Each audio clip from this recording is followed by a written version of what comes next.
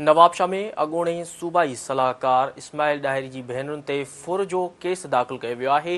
हमीदा ऐं बिस्मिल ॾाहिरी नवाबशाह जी अदालत ॿाहिरां मीडिया सां ॻाल्हाईंदे चयो त मुख़ालफ़नि तरफ़ां असां मथां कूड़ो केस दाख़िल कयो वियो आहे। उन्हनि मुतालबो कयो त असांखे मुख़ालफ़नि ऐं पुलिस मां जान जो ख़तरो आहे, तहफ़ुज़ ॾिनो वञे।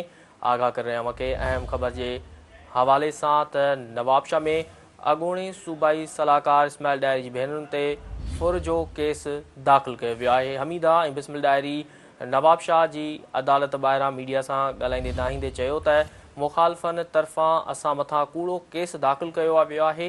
हुननि मुतालबो कयो त असांखे मुख़ालफ़नि ऐं पुलिस मां जान जो ख़तरो आहे, तहफ़ुज़ ॾिनो वञे।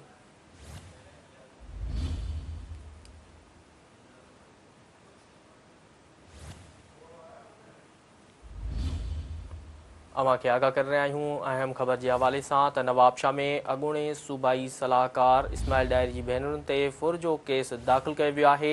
हमीदा ऐं बिस्मिल ॾाहिरी नवाबशाह जी अदालत ॿाहिरां मीडिया सां ॻाल्हाईंदे दाहींदे चयो आहे त मुख़ालफ़नि तरफ़ां असां मथां कूड़ो केस दाख़िल कयो वियो आहे।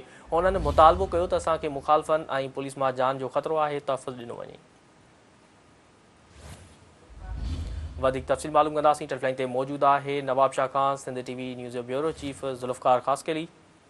जी ज़ुल्फ़कार, नवाबशाह में अॻूणे सूबाई सलाहकार इस्माइल ॾाहिरी जी भेनरुनि ते फुर जो केस दाख़िल कयो वियो आहे ऐं मीडिया सां ॻाल्हि ॿोल कई आहे। वधीक छा चवणो हुननि जो? हीउ अॻूणो सूबाई सलाहकार इस्माइल ॾाहिरी जेको अञा वक़्तु जेल में आहे, उन जूं ॿ भेनरूं आहिनि, हमीदा ॾाहिरी ऐं फरीदा ॾाहिरी। ते जेको आहे सो माशूक ॾाहिरी जे फ़िर्यादीअ तरफ़ां फुर जो केस दाख़िल कयो आहे, जिथे उहे ॿई भेनरूं अदालत में ज़मानत लाइ पहुती त पुलिस अदालत खे कड़ो चाढ़ियो ऐं उनजो घेरो कयो, जंहिंखां पोइ हुननि ज़मानत जी दरख़्वास्त ॾिनी ऐं अदालत पारां ज़मानत जेकी आहे सा मंज़ूर कई वई आहे, जिते अदालत जे ॿाहिरां हुन एहतिजाज कंदे हमीदा ऐं फरीदा ॾाहिरी चयो त इस्माइल ॾाहिरीअ ते सिर्फ़ु हिकु केस बचियो आहे ज़मानत जे लाइ, जंहिंखां पोइ पुलिस ऐं बास ख़ासि तौर ते सरदार ख़ान मोहम्मद ॾाहिरी ऐं MP डॉक्टर बहादुर ॾाहिरी पंहिंजा हथरादू माण्हू बीहारे असां औरतुनि ते केस दाख़िल कयो आहे त हिननि जेको आहे रोक रक़म, सोन, ज़ेवर ऐं ॿियो सामान फुर कयो आहे। चवणो आहे त छा औरतूं बि सिंध में फुरू कंदियूं आहिनि? चवणो आहे त असांखे हिरासा कयो पियो वञे, असांखे तंग कयो पियो वञे, जे करे असांखे अदालतूं ऐं जेके वस वारा आहिनि उहे तहफ़ुज़ फ़राहम कनि। जी ठीकु आहे ज़ुल्फ़कार, तफ़सील ॾियण लाइ वॾी महिरबानी।